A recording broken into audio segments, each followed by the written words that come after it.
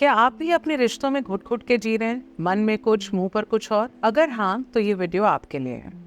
आज मैं आपको ऐसी 5 चीजें बताऊंगी जो एक्चुअली में नॉर्मल कंसिडर करी जाती हैं और इंडियन फैमिलीज में बहुत हद तक हम प्रैक्टिस भी करते हैं, पर वो सही नहीं है। मैं तनुप्रीत कौर, एक एडवोकेट, एक लाइफ कोच और एक स्पिरिचुअल वॉरियर हूँ। मेरी कुछ 20 साल से ऊपर की प्रैक्टिस है और मल्टीपल क्लाइंट्स रहे हैं। I usually cater to relationship issues within the Indian context. India में जहाँ परिवार को बहुत महत्वता दी जाती है, रिश्तों के बिना हमारा वजूद नहीं होता। क्या वहाँ पर ऐसे भी रिश्ते हैं जो हमारा एक्चुअली में सपोर्ट नहीं कर रहे, हमारा दम घोट रहे? ऐसी कौन सी प्रैक्टिसेस हैं जिन्हें कई इंसान परिवार में प्रैक्टिस करते हैं और वो प्रैक्टिसेस सही नहीं?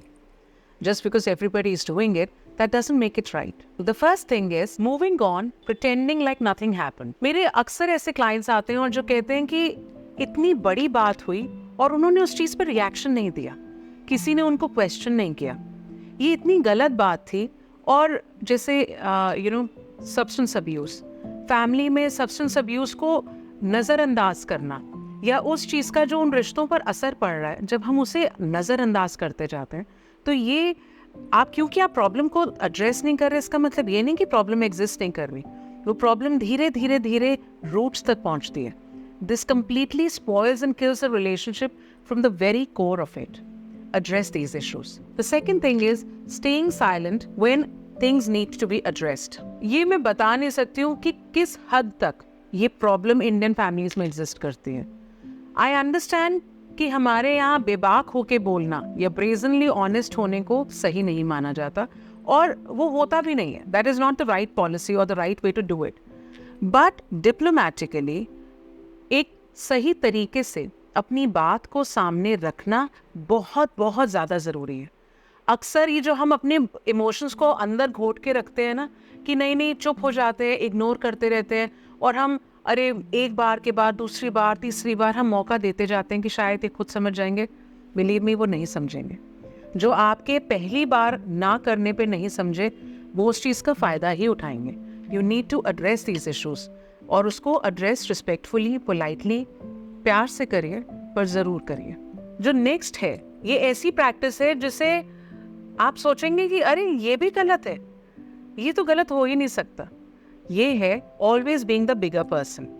हम इस चीज़ को ना कहीं ग्लोरीफाई करते हैं कि अरे नहीं, ये तो बड़े दिल वाले हैं, ये तो हमेशा फॉरगिव कर देते हैं, ये तो कभी भी नहीं लड़ते, ये अपने लिए कभी मांगते नहीं, ये लेट गो करते हैं। That is not a healthy practice. Moderation में हर चीज़ बैलेंस में सही रहती है। किसी भी चीज़ की जब अति होती है तो उस चीज़ का गलत इम्पैक्ट ही पड़ता है, चाहे वो गिविंगनेस ही हो।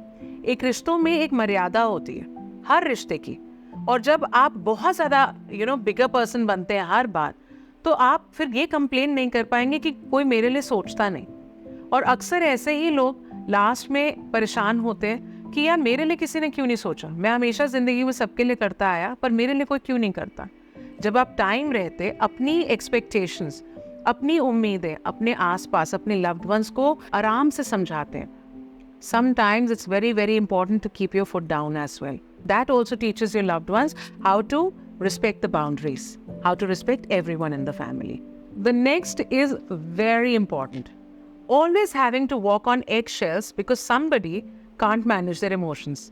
हमारे घरों में अक्सर कोई ना कोई एक ऐसा होता है इंसान जो अपने इमोशंस को तो रेगुलेट कर नहीं पाता, और हमसे उम्मीद ये करी जाती है कि हम अपने इमोशंस को उनके आसपास रेगुलेट करके चलें। आज ये बात नहीं बोलनी, आज पहले उनका मूड ठीक होने दो, यार उसे बोलेंगे तो ये तो फटाफट गुस्सा हो जाएगी।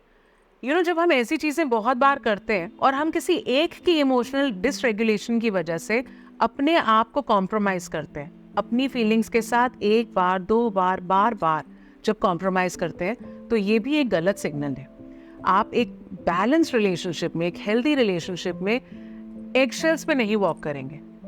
इट इज़ एज ब्रीदी, एक बहुत कंफर्टेबल रिलेशनशिप होता है। रिश्ते इसलिए नहीं हैं कि हम हर वक्त दम घोट के जिए, एक इंसान को खुश करने के लिए बाकी सब एडजस्ट करते जाए।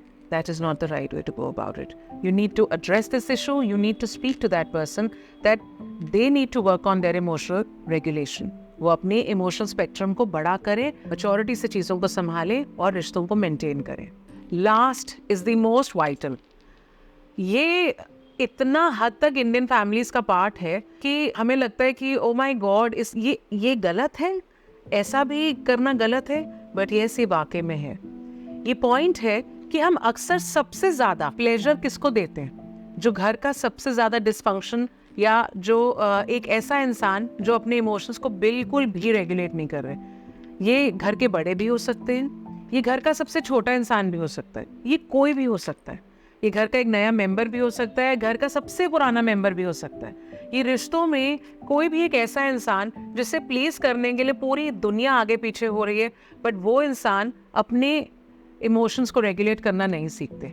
सो if you want to really have and work for a balanced, happy, healthy family, create an environment where everybody is respected, valued, and heard. They feel that their family is a safe space for them. You need to address these 5 issues. ये 5 चीज़ें ऐसी हैं जो अंदर ही अंदर रिश्तों को खोखला करती हैं। अगर आप इन चीज़ों पे काम करेंगे और रेगुलरली वर्क करते हैं, इन चीज़ों पे एड्रेस करते हैं, then believe me, nothing can stop you from having and attaining that family which is healthy, which is beautiful and blessed. So take care. Do share this video with somebody you think might need it, and all the best.